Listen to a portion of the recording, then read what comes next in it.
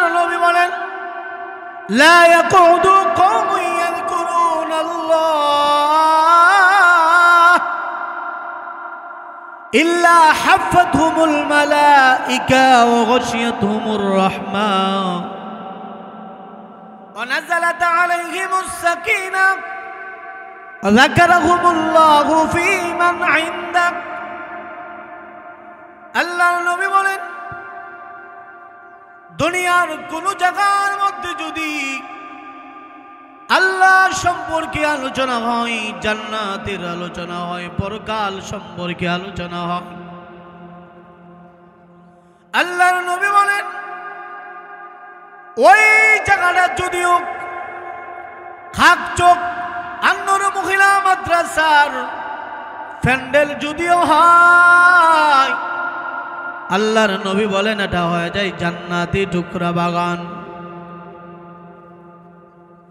আল্লাহর নবী বলেন দিনের ডিউটি যে সমস্ত ফেরেশতারা পালন করে ওই ফেরেশতারা যখন আপনার কোথাও কোনোদিন মসজিদ দেখি মসজিদের মধ্যে তারা একের একের উপর কাদের উপর কাঁধ রাখতে রাখতে আসমান পর্যন্ত পৌঁছে যায়। যারা মাহফিলে বসছে তাদের উপর আল্লাহর রহমত বরকত তাদেরকে ডেকে নেওয়া হয়, রহমত দ্বারা তাদেরকে ডেকে নেওয়া হয়। আল্লাহর সাকিনা তাদের উপর শান্তি সাকিনা নাজিল হইতে থাকে। আল্লাহ রাব্বুল আলামিন যারা এখানে আছে তাদের আলোচনা আল্লাহ ফেরেশতাদের সঙ্গে করেন। ফেরেশতারা যখন ডিউটি পালন করে আবার আল্লাহ পাক রব্বুল আলামিনের দরবারে চলে যায়, রব্বুল আলামিন জিজ্ঞাসা করে ফেরেশতারা তোমরা কোথায় থেকে আসলাম? ফেরেশতারা বলে প্রভু মাদ্রাসার মাহফিল থেকে আসলাম, নেকের একটি পরিবেশ থেকে আসলাম, যা তোমার বান্দা বান্দিরা তোমার প্রেমিক, আয় আল্লাহ তোমার নবীর প্রেমিক, তারা পাগল পারা হয়ে রব্বুল আলামিন তারা কোরআনের মজলিসে আসছে। আল্লাহ তাআলা জিজ্ঞাসা করে ফেরেশতাদের দল আমার ওই সমস্ত বান্দীদের কি ঘর নাই? আল্লাহ পাক রব্বুল আলামিনের জবাবে ফেরেশতারা বলে মালিক তাদের ঘর আছে, তাদের বাড়ি আছে, সংসারও আছে, ছেলে মেয়েও আছে। আল্লাহ তাআলা বলেন ফেরেশতাদের দল ঘর বাড়ি সংসার সব কিছু রেখে কার জন্য আসছে? বলে রব্বুল আলামিন আপনার জন্য আসছে। আল্লাহ তাআলা বলে ফেরেশতাদের দল আমার মায়ের বান্দিরা কোরআনের মজলিসে আসার পর তাদের কি দিলের মধ্যে কিছু চাওয়া পাওয়া আছে নাকি? ফেরেশতারা বলে রব্বুল আলামিন ও রব্বুল আলামিন তোমার মায়ার বান্দি যে সমস্ত তোমার মায়ার বান্দির আছে তাদের দিলের মধ্যে চাওয়া আছে কিছু? আল্লাহ তাআলা বলেন তাদের দিলের মধ্যে কি চাওয়া? ফেরেশতারা বলে ও মালিক তাদের দিলের মধ্যে এক নম্বর চাওয়া হলো জাহান্নামের ভয়, জাহান্নাম থেকে তারা মাপ চায়। আল্লাহ পাক রব্বুল আলামিন মায়ার নজরে আল্লাহ তাআলা বলে ও ফেরেশতাদের দল আমার ওই সমস্ত মায়ার বান্দা বান্দিরা কি জাহান্নাম দেখছে নাকি? ফেরেশতারা বলে না ও দয়ার মালিক তারা জাহান্নাম দেখে নাই, কিন্তু আপনার নবীর উপর যে কোরআন নাজিল করে দিয়েছেন ওই কোরআনে জাহান্নামের আলোচনা আছে। আল্লাহ ওইখান থেকে তারা তোমার নবীর মাধ্যমে একদল উলামায়ে কেরামের আলোচনা থেকে তারা এই আলোচনা শুনি, জাহান্নামের কঠিন শাস্তির কথা শুনেছে। আল্লাহ পাক রব্বুল আলামিন বলে, ও ফেরেশতাদের দল, তোমরা সাক্ষী থাকো, আমার মায়ার বান্দা বান্দিরা যারা আসছে জাহান্নাম দেখে না দেখে, যারা জাহান্নামকে ভয় করি, জাহান্নামের বয়ে চোখের পানি ছেড়ে ছেড়ে কাঁদি, ফেরেশতাদের কি আল্লাহ তাআলা বলে, ও দয়ার মালিক আল্লাহ তাআলা আপনার মায়ার বান্দিরা আর একটা জিনিস চাই। আল্লাহ বলে, আর কি চাই বলো বলো। ফেরেশতারা বলে, রব্বুল আলামিন, তারা আপনার সুন্দর বানানো জান্নাত চাই। আল্লাহ তাআলা জবাবে বলে, ও ফেরেশতাদের দল, আমার মায়ার বান্দা বান্দিরা কি জান্নাত দেখছে? ফেরেশতারা জবাবে বলে, না আল্লাহ জান্নাত দেখে নাই। আল্লাহ তাআলা বলে, ও ফেরেশতাদের দল, যদি তারা জান্নাত দেখতো তারা কিরকম করতো? ফেরেশতারা বলে, ও দয়ার মালিক, জান্নাত যদি দেখতো তারা পাগল পাগল হয়ে যাইতো। আল্লাহ তাআলা বলে, ও ফেরেশতাদের দল, তোমরা না বলেছিলে আমি যেন আমার মায়ার বান্দা বান্দি না বানাই? আজকে তোমরা সাক্ষী দিতেছ তারা ঘর বাড়ি সব কিছু আমি আল্লাহর জন্য পাগল হয়ে আসছে।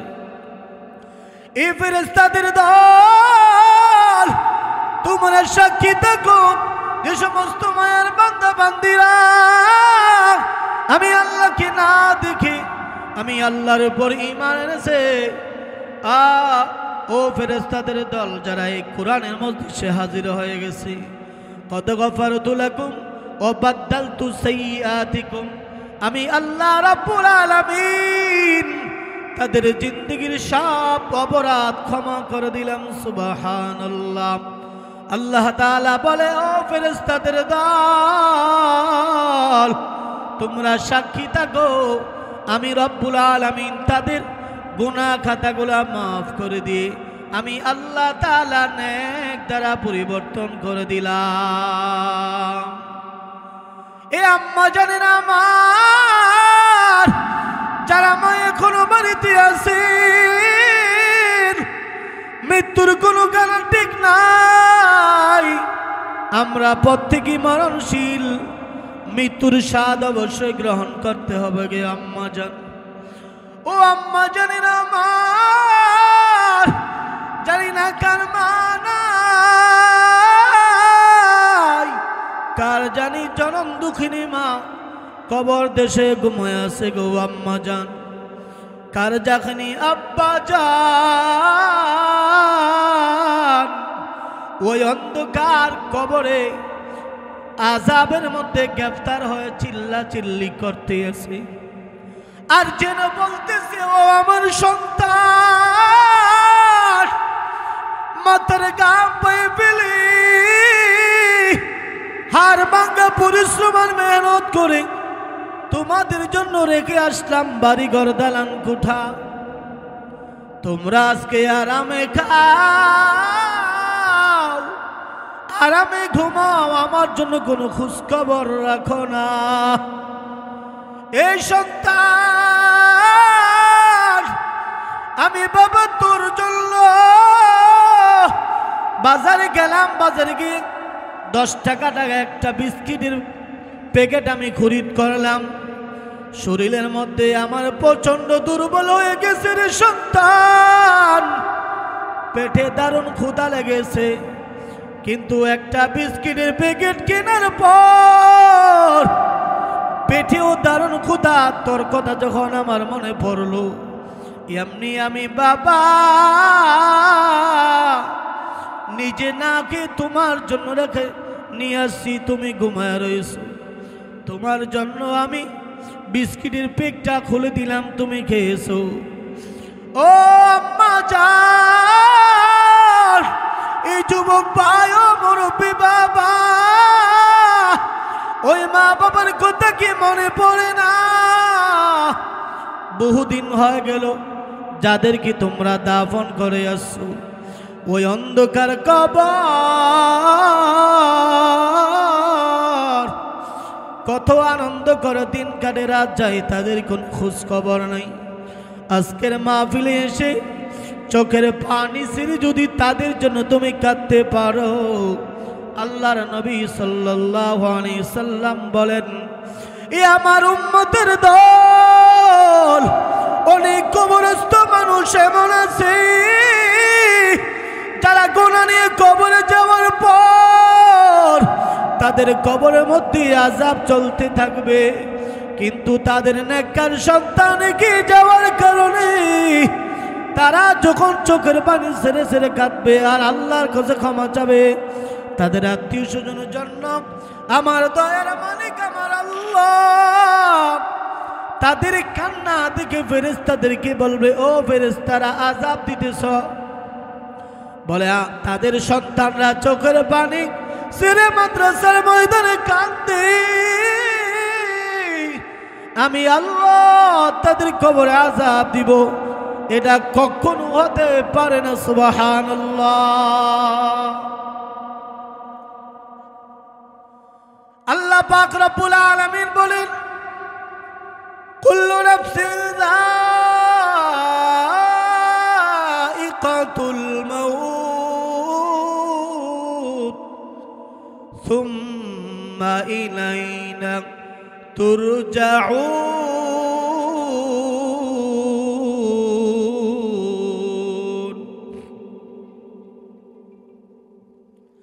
হে দুনিয়ার মানুষেরা, এ আমার মায়ের বান্দিরা, এ আমার মায়ের বান্দারা, দুনিয়া হলো তোমাদের ক্ষণস্থায়ী ঠিকানা। আমি আল্লাহর যেমন কোনো মরণ নাই। দুনিয়ার মধ্যে যারা জীব আছে, যে সমস্ত প্রাণীর আছে, প্রত্যেকেরই মরণ আছে।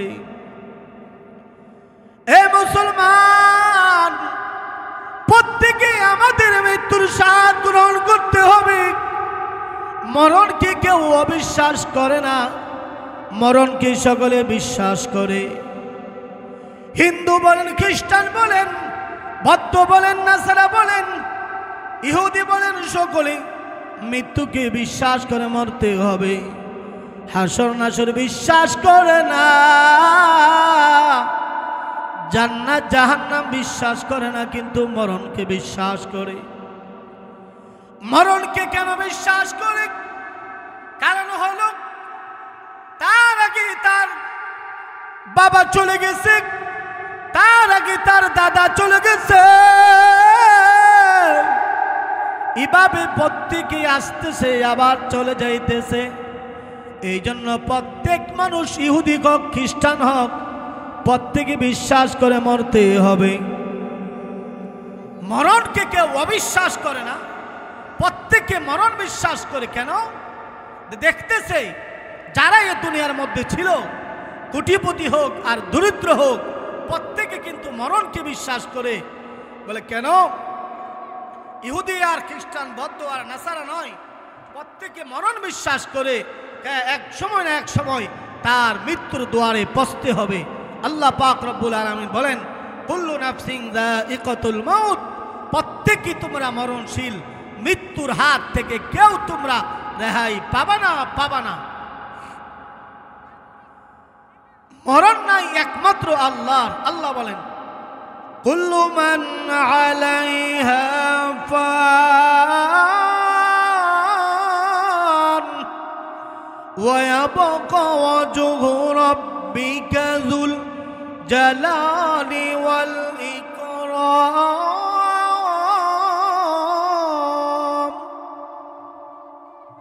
আল্লাহ বলেন, কুল্লু মান আলাইহা ফান, দুনিয়ার মধ্যে যা কিছু আছে সব কিছু একদিন ধূলিসাৎ হয়ে যাবে, শেষ হয়ে যাবে। একমাত্র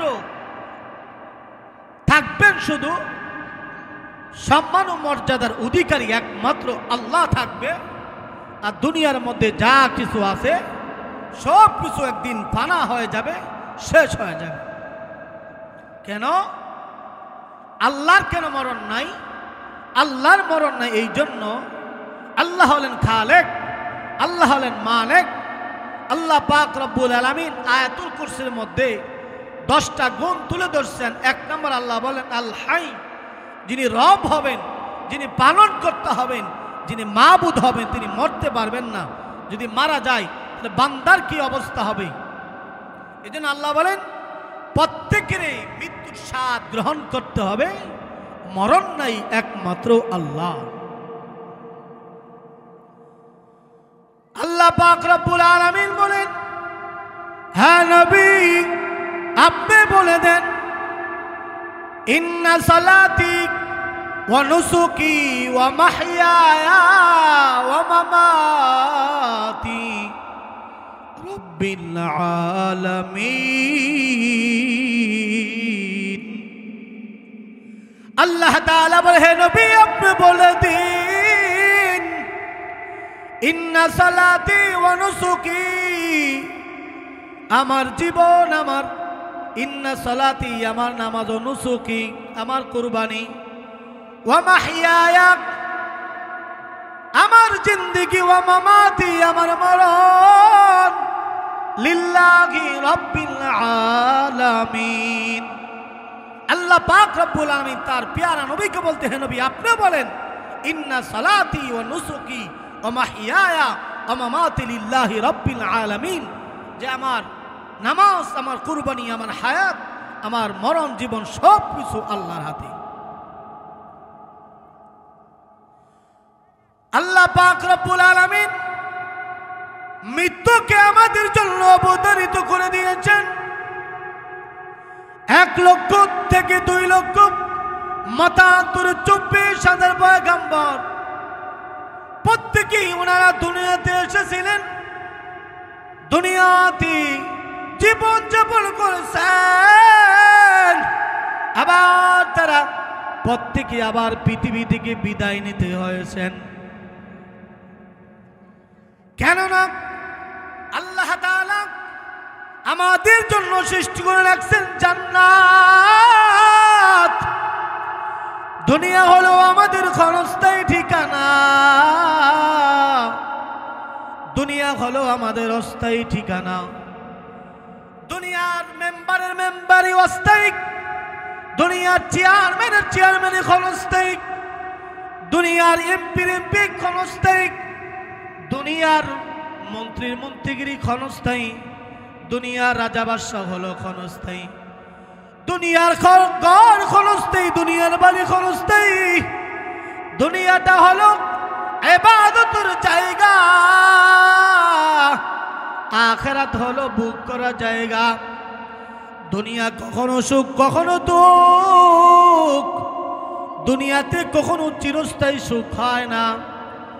আখিরাতে একটা হলো সুখের জায়গা হলো জান্নাত, আরেকটা হলো জাহান্নাম, যেখানে দুঃখ কষ্ট ব্যতিরেকে আর কিছু নাই। আরেকটা হলো জান্নাত, যেখানে সুখ ব্যতিরেকে কোনো কিছু নাই, শুধু শান্তি আর শান্তি। আর জাহান্নামের মধ্যে শুধু আযাব আর কষ্ট আর কষ্ট। আল্লাহ পাক রব্বুল আলামিন বলেন, হে মানুষেরা শুনো, তোমাদেরকে আমি আল্লাহ জান্নাত দেখায়া দুনিয়াতে পাঠাইছি, আবার তোমাদের 2 জন পিতাকে আমি আল্লাহ জান্নাত দেখায় দিয়েছি। একজন দেখেছেন আদম আলাইহিস সালাম জান্নাতে বসবাস করে দেখে আসছেন, আর আরেকজন হলো আমাদের রুহানি পিতা মুহাম্মদুর রাসূলুল্লাহ সাল্লাল্লাহু আলাইহি সাল্লাম। উনি জান্নাতে ভ্রমণ করেছেন, আল্লাহ তাআলা মেরাজের রজনীতে জান্নাত দেখে আসছেন, আমাদেরকে জান্নাতের সুসংবাদ দিয়েছেন। এটা হলো এখানে ইবাদত করা জায়গা। এই জন্য আল্লাহ পাক রব্বুল আলামিন সর্বপ্রথম ইবাদতের ঘর সৃষ্টি করলেন বাইতুল্লাহ, বসবাসের ঘর সৃষ্টি করেন নাই। এই জন্য আমার মা বোনের যারা আজকে আলোচনা শুনতেছেন প্রত্যেককে আমি বলবো, আল্লাহ তাআলা বলেন তোমরা মরণশীল, মৃত্যু কখন হবে, কোন জায়গা হবে, আমাদের কারো কোনো ঠিক ঠিকানা নাই, জানা নাই। জানা আছে? মরণ আমাদের এত কাছে, মৃত্যু আমাদের কত কাছে, মৃত্যু এত কাছে বলে আমরা ঘুমের ঘরে ঘুমাইলাম। আল্লাহর হাবিব সাল্লাল্লাহু আলাইহি সাল্লামকে সাহাবায়ে কেরাম প্রশ্ন করলেন, ইয়া রাসূলুল্লাহ, ইয়া হাবিবাল্লাহ, ওগো আল্লাহর নবী, মৃত্যু কতটুকু কাছে? নবীজি বলেন, ও সাহাবায়ে কেরাম, মৃত্যুকে আমরা কতটুকু দূরে মনে করেন আপনারা? সাহাবীরা জবাব দেয়, ইয়া রাসূলুল্লাহ, ইয়া হাবিবাল্লাহ, এক ওয়াক্ত নামাজ পড়েছি, আরেক ওয়াক্ত পড়ব, এতটুকু বিশ্বাস আমাদের নাই। আল্লাহর নবী বলেন, ও সাহাবায়ে কেরাম, এতটুকু দূরে মরণ নয়। নামাজের ডান দিকে সালাম ফিরাইছো, বাম দিকে সালাম ফিরাতে পারবা বলে এই গ্যারান্টি তোমার নাই, এই গ্যারান্টি আমি নবীরও নাই। আল্লাহ রাব্বুল আলামিন ঘোষণা করে দিয়েছেন, হে আমার বান্দা বান্দিরা, আমি আল্লাহ তোমাদের জন্য জান্নাত রাখছি, জান্নাতে হবে তোমাদের বসবাসের ঠিকানা, জান্নাত হবে তোমাদের বাড়ি। সুতরাং দুনিয়াতে আমি আল্লাহ তাআলার ইবাদত আর গোলামি করে যদি আমি আল্লাহকে সন্তুষ্ট করে আসতে পারো, আমি আল্লাহ তাআলার বানানো তৈরি জান্নাত তোমাদেরকে দান করব। আল্লাহর হাবিব সাল্লাল্লাহু আলাইহি সাল্লাম আমাদেরকে মৃত্যুর কথা বারবার স্মরণ করার জন্য বলেছেন, হে মুমিন ইমানদারেরা, মৃত্যুকে তোমরা স্মরণ করো।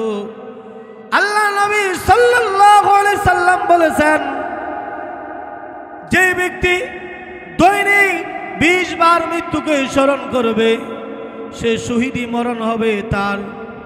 আল্লাহ নবী সাল্লাল্লাহু আলাইহি সাল্লাম বলেন যে, এ আমার উম্মতেরা, গাফিল হয় না, দুনিয়ার পিছনে পড়ে, দুনিয়ার ঘর বাড়ির পিছনে পড়ে তুমি গাফিল হয় না। তোমার বাড়ি যে জান্নাতে, তুমি যে আখিরাতের বাসিন্দা, প্রথম ঘাঁটি হবে তোমার কবর। কবর মৃত্যু হবে তোমার প্রথম মামলা, দ্বিতীয় মামলা হবে তোমার কবর। কবর থেকে যাইয়া হাসর যাইয়া ফুলসাত পাড়ি দিয়া তোমার জান্নাতে হবে তোমার ঠিকানা। আল্লাহ পাক রব্বুল আলামিন বলেন, হে নবী, আপনি মানুষদেরকে জানিয়ে দেন। নবীও বলেন, আমার মরণ জীবন সব কিছু আল্লাহর হাতে। আল্লাহ পাক রব্বুল আলামিন বলেন, প্রত্যেকে তোমাদের মৃত্যুর স্বাদ গ্রহণ করতে হবে। মৃত্যু থেকে পলায়ন করে কেউ রেহাই পাবা না। মৃত্যু থেকে পলায়ন করে যদি তুমি এরকম ভাবে এমন জায়গার মধ্যে তুমি আশ্রয় নাও, পাথরের গুহার মধ্যে, আয়না ঘরের মধ্যে যদি তুমি এরকম ভাবে যেখানে একটা মশা মাছি পর্যন্ত ঢুকতে পারে না, ওই জায়গার মধ্যে যদি তুমি লুকায়িত থাকো, আল্লাহ তাআলা বলেন, আইনামা তাকুনু ইউদরিকুমুল মাউতু ওয়ালাউ কুনতুম ফি বুরুজিম মুশাইয়াদা।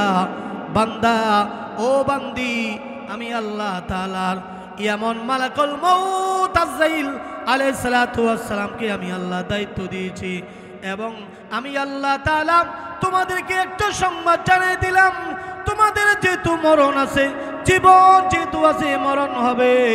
জীবনের কোনো গ্যারান্টি নাই, অবশ্যই তোমাদের মৃত্যুর স্বাদ গ্রহণ করতে হবে। জীবন যেমন আছে অবশ্যই তোমাদের মরতে হবে। দুনিয়ার জীবন আছে, মরণ নিশ্চিত। আখিরাতে আমাদের কোনো মরণ নাই।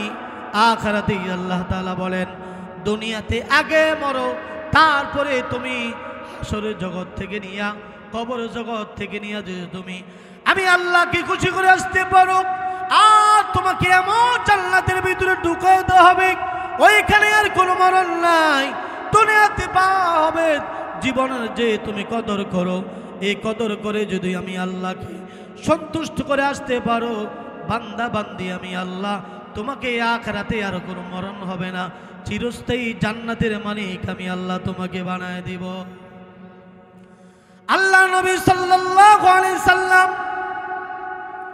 ডাক দিয়ে বলেন, সাহাবায়ে কেরাম, মৃত্যু এত দূরে মনে করো না তোমরা, আমি বিশ্ব নবী রাহমাতুল লিল আলামিন এত দূরে মরণকে মনে করি না। কারণ হলো আমার কাছে আজরাইল আসতে গেলে মৃত্যু বিদ্যুৎ আসতে পারবে না।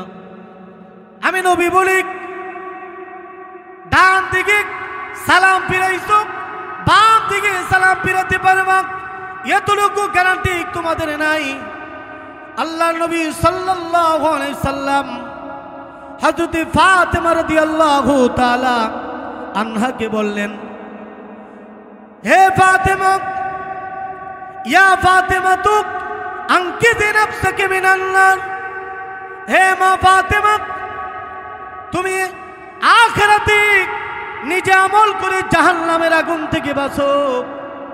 কারণ কবরে গিয়া আমি নবীর পরিচয় দিলে চলবে না, নিজে আমল করে গো মা আল্লাহকে সন্তুষ্ট করো। হে আমার মুসলমান মা বোনেরা, আল্লাহ পাক রব্বুল আলামিন যে বিশ্ব নবীকে দুনিয়াতে সর্বশ্রেষ্ঠ পেয়ারা নবী হাবিব সকল মাখলুকের শ্রেষ্ঠত্ব দিয়ে আল্লাহর নবীকে আল্লাহ তাআলা দুনিয়ার জমিনে প্রেরণ করেছেন, সেই বিশ্ব নবী রাহমাতুল লিল আলামিন মৃত্যুর তার প্রান্তে পৌঁছে আল্লাহর নবী সাল্লাল্লাহু আলাইহি সাল্লাম বলেন, মৃত্যুর যন্ত্রণা কত হবে। আল্লাহর নবীর স্ত্রী আম্মা জান আয়েশা সিদ্দিকা রাদিয়াল্লাহু তাআলা আনহা আল্লাহর নবীর পাশে বসা। বিশ্ব নবী রাহমাতুল লিল আলামিন পৃথিবী থেকে যেদিন বিদায় হয়ে যাবেন, আম্মা জান আয়েশা বিশ্ব নবীর পাশে বসা নবীজি সাল্লাল্লাহু আলাইহি সাল্লামকে একটি চাদর দ্বারা আবৃত করে দিলেন। আল্লাহর নবী সাল্লাল্লাহু আলাইহি সাল্লাম চাদরের ভিতর থেকে একটা হাত একবার গোটায়, আবার লম্বা করে, আরেকবার গোটায়, আরেকবার লম্বা করে, পা একবার গোটায়, আবার লম্বা করে। আম্মা জান আয়েশা সিদ্দিকা বলেন, এমন কেন শুরু করে দিয়েছে আল্লাহর নবী? নবীজির মর্যাদা, আল্লাহর পরে যার শান আর মান মর্যাদা সকল মাখলুকের ঊর্ধ্বে, যার সাথে কোনো তুলনা হয় না, আল্লাহর নবী এমন কোন শুরু করে দিয়েছে। আম্মা জান আয়েশা সিদ্দিকা বলেন, হে দুনিয়ার মানুষেরা, নবীজি চাদরটা যখন আমি একটু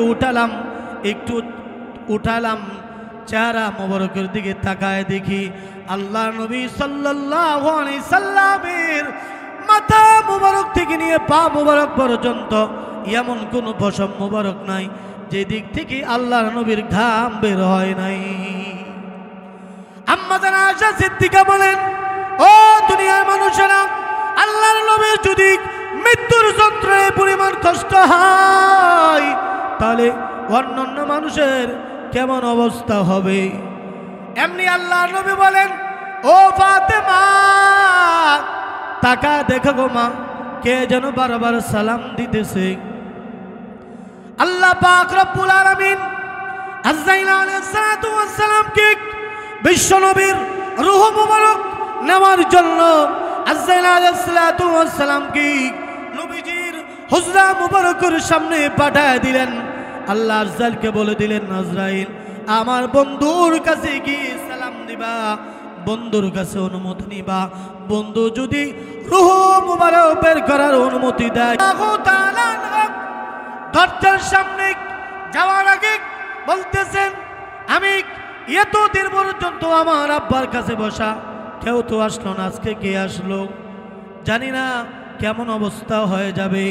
হযরতে ফাতেমা রাদিয়াল্লাহু তাআলা আনহা আল্লাহ নবী সাল্লাল্লাহু আলাইহি সাল্লামের কথা মতো দরজার সামনে যখন গেলেন, এমনি তাকা দেখে আসমানে যার মাথা, জমিনে যার পা, এত বিশাল আকৃতি, এমন সুরতের আকৃতি হযরতে ফাতেমা জিন্দেগিতে কোনোদিন দেখেন নাই। হযরতে ফাতেমা তাকা দেখে সারাটা শরীর কাপড় দিয়া ঢাকা। হযরতে ফাতেমা দরজা খুললেন না, আল্লাহর নবীর কাছে চলে আসলেন। আল্লাহর নবী কি বলতেছেন, আব্বা জান এমন আকৃতির মানুষ আমার জিন্দেগিতে কোনোদিন দেখি নাই। হে আব্বা, মক্কা মদিনার সঙ্গে যার কোনো তুলনা নাই। আব্বা আমি দরজা খুলতে পারবো না। ফাতেমা রাদিয়াল্লাহু তাআলা আনহা যখন চলে আসলেন, আল্লাহ নবী বহু কষ্ট করে দরজার দিকে তাকায় দেখে, এমনি আল্লাহ নবী তাকায় দেখে আর বলে, মা সে শুধু মক্কার নয়, মদিনার নয়, ও মা সেই দুনিয়ার কোনো মানুষ না, সে হলো মালাকুল মাউত। হাদা মালাকুল মাউত। হযরত ফাতেমা বলে, আব্বা আপনি দীর্ঘটাইম অসুস্থ, 14 থেকে 15 দিন যাবত অসুস্থ হয়ে বিছানার মধ্যে শায়িত আছেন। এতদিন তো আজরাইল আসতো না, আজকে কেন আসলো? আমার বিশ্বাস হয়ে গেছে আপনাকে নিয়ে যাওয়ার জন্য মনে হয় আজরাইল আসছে। আমি আজরাইলকে দরজা খুলতে অনুমতি দিব না, দরজা খুলবো না। আল্লাহ নবী বলেন, মা আজরাইলকে দরজা বন্ধ করে রাখা যায় না গো মা, আজরাইল কারো দুয়ারে অনুমতি চায় না। আমি বিশ্ব নবীর সম্মানের মর্যাদার কারণে আজরাইল আমার ঘরে আসার সময় অনুমতি নিতে চাই। হে মা দরজা খুলে দাও। আজরাইলকে যদি অনুমতি না দাও, আল্লাহর পক্ষ থেকে সেই পারমিশন প্রাপ্ত মুহূর্তের মধ্যে চলে আসবে গো মা। আল্লাহর নবীর কথা মতো ফাতেমা রাদিয়াল্লাহু তাআলা আনহা দরজা খুলে দিলেন। আজরাইল আলাইহিস সালাতু ওয়াস সালাম ঘরের ভিতরে প্রবেশ করলেন, নবীজিকে সালাম দিলেন। আল্লাহর নবী সালাম গ্রহণ করলেন। নবীজিকে বলতেছেন, ইয়া রাসূলুল্লাহ, ইয়া হাবিবাল্লাহ, আল্লাহ তাআলা আমাকে পাঠিয়েছেন, আপনি যদি যেতে চান গো নবী নিয়ে যাব, যদি দুনিয়াতে থাকতে চান হায়াত বাড়িয়ে দেওয়া হবে। কোনটা করবেন? আল্লাহর নবী বলেন, ও আজরাইল তুমি অপেক্ষা করো, হাত্তা ইয়াতিয়ানি জিবরাইল, জিবরাইল কি আসার অনুমতি দাও। জিবরাইল আলাইহিস সালাতু ওয়াস সালাম মুহূর্তের মধ্যে চলে আসলেন। আল্লাহর নবী বলে, ও জিবরাইল, আজরাইল আসছে, আমার নাকি চলে যাওয়ার সময় হয়ে গেছে, তোমার কি মতামত? আল্লাহর নবী আখিরাতের কোন বিষয়ে পরামর্শ করলে জিবরাইলের সঙ্গে পরামর্শ করতেন, আর দুনিয়ার কোন বিষয়ে পরামর্শ করলে সর্বপ্রথম আবু বকর সিদ্দিক রাদিয়াল্লাহু তাআলা আনহুর সঙ্গে আগে পরামর্শ করতেন। জিবরাইল আলাইহিস সালাতু ওয়াস সালাম বলেন, ইয়া রাসূলুল্লাহ, ইয়া হাবিবাল্লাহ, ইন্নাকা মাইয়িতু ওয়া ইন্নাহুম মাইয়িতুন। ও নবী, দুনিয়ার মধ্যে যত প্রাণী আছে প্রত্যেকে মরণশীল, আপনার পূর্বে যারা চলে গেছে তারাও মরণশীল, প্রত্যেকে মরণশীল, মৃত্যু থেকে কেউ রেহাই পাবে না। আল্লাহ নবী বুঝে ফেললেন, নবীজি কান্না শুরু করে দিলেন। আল্লাহর নবী সাল্লাল্লাহু আলাইহি সাল্লামের কান্না দেখে জিবরাইল আলাইহিস সালাতু ওয়াস সালাম বলেন, ইয়া রাসূলুল্লাহ, ইয়া হাবিবাল্লাহ, চোখের পানি ছেড়ে কেন কাঁদেন? আখিরাতে আল্লাহর কাছে যাবেন এই জন্য বুঝি কাঁদেন? আল্লাহ নবী বলে, ও জিবরাইল, আখিরাতে চলে যাচ্ছি এই জন্য কাঁদি না, তাহলে কার জন্য কাঁদেন? জিবরাইল আলাইহিস সালাতু ওয়াস সালাম বলে, ফাতেমার জন্য কাঁদেন নাকি? না না, ফাতেমার জন্য কাঁদি না। হাসান হুসেনের জন্য কাঁদেন নাকি? না না। আল্লাহর নবী বলেন, আমি কান্দি আমার গুনাহগার উম্মতের জন্য। জিবরাইল আলাইহিস সালাতু ওয়াস সালাম বলেন, ইয়া রাসূলুল্লাহ, আপনি যদি রওজা আতারে চলে যান গো নবী, আপনার উম্মতের আমল রওজা আতারে পৌঁছায় দেওয়া হবে, কান্নার কোনো দরকার নাই।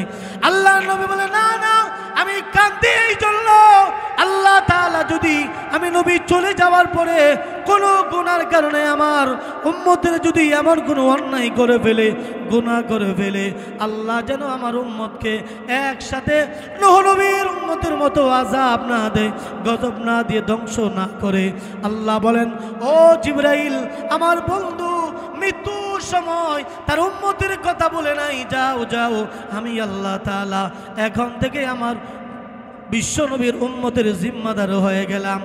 শেষ কথাটা বলতেছে, আল্লাহ নবী সাল্লাল্লাহু আলাইহি সাল্লাম বলেন, মৃত্যুর যন্ত্রণা কত হবে? নবীজি সাল্লাল্লাহু আলাইহি সাল্লামের অনুমতি নিয়ে যখন আজরাইল নবীজি সিনা মোবারকের উপর হাত রাখলেন, আল্লাহ নবী বলে, ও আজরাইল, তুমি কি তোমার হাত আমার বুকের উপর রাখছো নাকি উহুদ পাহাড়টা আমার বুকের উপর রাখছো? আজরাইল আলাইহিস সালাতু ওয়াস সালাম বলেন, ইয়া রাসূলুল্লাহ, ইয়া হাবিবাল্লাহ, আমি আজরাইল যতগুলা রূহ কব্জ করেছি আদম পয়গম্বর থেকে নিয়া এত সহজে কারো রূহ বের করি নাই, কিয়ামত পর্যন্ত মানুষের এত সহজে কারো রূহ বের করব না। আল্লাহ নবী গো শুধুমাত্র আপনার সিনা মুবারকের উপর হাত রাখলাম, আল্লাহ নবী বলেন আজরাইল আমার যদি এ পরিমাণ কষ্ট হয় আমার গুনাহগার উম্মতের কি পরিমাণ কষ্ট হবে। আল্লাহ নবী বলতেছেন আল্লাহুম্মা ইন্নী আউযু বিকা মিন সাকরাতিল মাউত ওয়া গামারাতিল মাউত, মরণ বুঝি এত কষ্ট, মৃত্যুর যন্ত্রণা বুঝি এত কষ্ট। আল্লাহ নবী সাল্লাল্লাহু আলাইহি সাল্লামকে আজরাইল আলাইহিস সালাতু ওয়াস সালাম বলে দিলেন ইয়া রাসূলুল্লাহ ইয়া হাবিবাল্লাহ এত সহজে কারো রূহ বের করে নাই। নবীজি বারবার বলতেছেন আল্লাহুম্মা ইন্নী আউযু বিকা মিন সাকরাতিল মাউত গামারাতিল মাউত, মরণ বুঝি এত কষ্ট, মৃত্যুর যন্ত্রণা দেখে কেউ রেহাই পাবে না। আম্মা জান আয়েশা বলেন ইয়া রাসূলুল্লাহ ইয়া হাবিবাল্লাহ মুমিনের কি কষ্ট হবে আর কাফেরও কি কষ্ট হবে? আল্লাহর নবী বলে হ্যাঁ মুমিনের কষ্ট হবে কাফেরের কষ্ট হবে। তাহলে হুজুর মুমিন আর কাফেরের মধ্যে পার্থক্য কি? আল্লাহর নবী বলেন মুমিন যদি আল্লাহকে খুশি করে আসতে পারে মুমিনের মরণের যন্ত্রণা হবে, কিন্তু মুমিনের মরণে কষ্টর টার পাইবে না। সম্মানিত ভাইরা, পরিশেষে বলতে চাই যে ইনশাআল্লাহ যে 5 আগস্টের পরে আমাদের তৌহিদি জনতা শুধু মাদ্রাসা নয় কলেজ ভার্সিটির সমস্ত ছেলেরা সারা বাংলার জনগণ যেভাবে ইনশাআল্লাহ মাঠে ময়দানে নেমেছে, আমরা পরিষ্কার ভাষায় এখান থেকে বলতে পারি ইনশাআল্লাহ আগামীর ভবিষ্যৎ হবে ইসলামের বাংলাদেশ, কোরআনের বাংলাদেশ ইনশাআল্লাহ। যে 5 আগস্টে যেমনভাবে তৌহিদি জনতা জেগে উঠেছে, আমরা এখান থেকে এটাই শিক্ষা হয় যে তৌহিদি জনতা যদি কোনো কাজে ইনশাআল্লাহ নারে তাকবীর আল্লাহু আকবার স্লোগান দিয়ে মাঠে ময়দানে বের হয়ে যায় তো ইনশাআল্লাহ কোনো অপশক্তি মাঠে ময়দানে টিকে থাকতে পারে না। কথা বল ঠিক না বেঠিক? সম্মানিত ভাইরা, আজকে যে নেটের মধ্যে ঢুকলে একটা কথা আমরা পরিষ্কার ভাষায় দেখতে চাই যে সারাটা বাংলাদেশ এখন গরম দেখা যায়। কেন? যে ধানমন্ডির যে 32 যে শেখ মুজিবুর যে বাসা ছিল এটাকে 5 আগস্টের পরে 6 মাস চলে গেছে কিন্তু ভাঙা হয় নাই। আমাদের ছেলেরা কিন্তু ওই ঘরে কোনো আঘাত করে নাই, কোনো মন্ত্রী এমপির বাড়িতে আঘাত করে নাই। কিন্তু যে সমস্ত ফেসিবাদের সরকারের যারা অনুসারী পা ছাড়া গোলাম ছিল তারা দুনিয়ার অর্থে লোভের মায়ায় পড়ে আবু জাহেল আর ফেরাউনের গোষ্ঠীর মতো ওই কারুন সাদ্দাতের মতো যারা বলছিল যে খেলা হবে খেলা হবে। আমরাও পরিষ্কার ভাষায় বলতে চাই ধানমন্ডির বাড়িতে কোনো আঘাত করা হয় নাই, অন্যান্য বাড়িতে কোনো আঘাত করা হয় নাই, কিন্তু এখন 6 মাস পরে কেন ওই ধানমন্ডি 32কে এরকমভাবে মিসমার করে দেওয়া হলো? ওই শেখ হাসিনা ফেরাউনের যেই উত্তরসূরি ফেসিবাদী সরকার, এই বলা হয়েছিল যে আবার বিচার হবে, আবার জনগণকে যারা অস্বীকার করেছিল বলে আমার অপরাধটা কি? আরে তুমি অপরাধ খুঁজে পাও না, হাজার হাজার উলামায়ে কেরামকে তুমি জেলের মধ্যে বন্দী করেছো, হাজার হাজার মানুষকে তুমি এরকমভাবে ওই অন্ধকার কারা পৃষ্ঠের মধ্যে তুমি রেখেছো, যারা 16টি বছর পর্যন্ত 15টি বছর পর্যন্ত স্ত্রীর মহব্বত থেকে বিচ্ছিন্ন রয়েছে, তাদের ছেলে মেয়ে থেকে বিচ্ছিন্ন হয়েছে, পরিবার থেকে বিচ্ছিন্ন হয়েছে। আরে তুমি তো ওই খোঁজ পাও না, তুমি বলো তোমার অপরাধটা কি? আল্লামা খালেদ সাইফুল্লাহ হাফিজাহুল্লাহ ওই দিনও রমজানের রোজা অবস্থায় ওনাকে ওনার হাতের মধ্যে হ্যান্ডকাপ পরিয়ে তুমি তাকে নিয়ে আসছো। আল্লামা মামুনুল হক সাহেবকে তুমি হ্যান্ডকাপ পরিয়ে নিয়ে আসছো, জনগণের সামনে তুমি অপমানিত করেছো, হাজার হাজার উলামায়ে কেরামকে হ্যান্ডকাপ লাগিয়েছো, যারা হাতে থাকতো তসবিহ, তাদের দিলের মধ্যে থাকে জিকির, সর্বদা জমানো থাকে কোরআন তেলাওয়াত, ওই সমস্ত নায়েবে নবী উলামায়ে কেরামকে তুমি জেলের মধ্যে ঢুকিয়েছো। আল্লামা সাইদি দিলুর রসুল সাইদি হাফিজ রহিমাহুল্লাহকে আল্লাহ তাআলা ওনার কবরকে জান্নাতের বাগান বানায় দেখ, ওনাকে তুমি জেলের মধ্যে রেখে উনি জেলের মধ্যে দেখে ইন্তেকাল হয়েছে, আর তুমি বলো তোমার অপরাধটা কি? তোমার অনুসারীরা দাজ্জাল, তুমি যেমন দাজ্জাল, তুমি যেমন ফেরাউন, তোমার অনুসারে বলছিল যে খেলা হবে খেলা হবে। আল্লাহ মামুনুল সাহেব বলছিল আমরা তোমাদের সাথে খেলবো না, যে আল্লাহ আমাদেরকে সৃষ্টি করেছেন ওই আল্লাহ যখন ধরবে তোমরা 1 সেকেন্ডও টিকতে পারবে না। এখন আমরা দেখি ওই নারায়ণগঞ্জের এমপি স্বামী ওসমান যে বলেছিল খেলা হবে, এখন তোমার খেলা গেল কোথায়? এখন তো মাত্র খেলা শুরু হয়েছে, তুমি বলছিল খেলা হবে খেলা হবে, এখন আসো। তারা তো খেলতেছে। ফেসিবাদ সরকারকে আমরা পরিষ্কার ভাষায় বলতে চাই, আল্লাহ তাআলা বলেন, হাবিব আপনি মানুষদেরকে বলে দেন, মানুষদেরকে একটাই কথা বলে দেন যে যারা অন্যায় করবে, যারা জুলুম করবে, জুলুমের পথ যারা বেছে নিবে, এদের ধ্বংস অনিবার্য। এরা যতই শক্তিশালী হোক না কেন, বাতিল যত শক্তিশালী হোক, হক বাতিলের উদাহরণ দিয়েছে।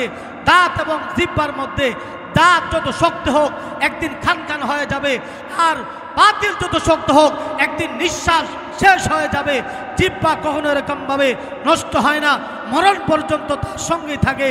আল্লাহ নবী সাল্লাল্লাহু আলাইহি সাল্লামকে আল্লাহ তাআলা সান্ত্বনা দিয়ে বলেন, হাবিব আপনিও যেই সমস্ত সাহাবায়ে কেরামের প্রতি আজকে নির্যাতন করা হইতেছে তাদেরকে আপনি ধৈর্য ধারণ করার উপদেশ দেন, তাদেরকে ধৈর্য ধারণ করার জন্য বলেন। আগেও যারা ঈমান এনেছে, ঈমানের বদৌলতে তারা যেহেতু দোষ দুনিয়ার সমান একটা জান্নাত পাবে, ঈমানের পথ কঠিন পথ, সুতরাং অটল অবিচল যদি তারা থাকে আল্লাহ তাআলা এদেরকে জান্নাত দান করবে যদি তারা শহীদ হয়ে যায়। আর অবশ্যই জালেমের পতন নির্ঘাত হবে।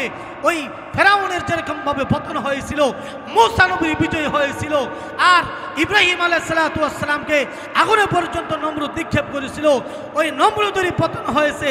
তার নাকের মধ্যে ল্যাংড়া মূসা ঢুকে জুতার পিটুনি খাওয়ায়া দুনিয়া থেকে আল্লাহ বিদায় করেছে।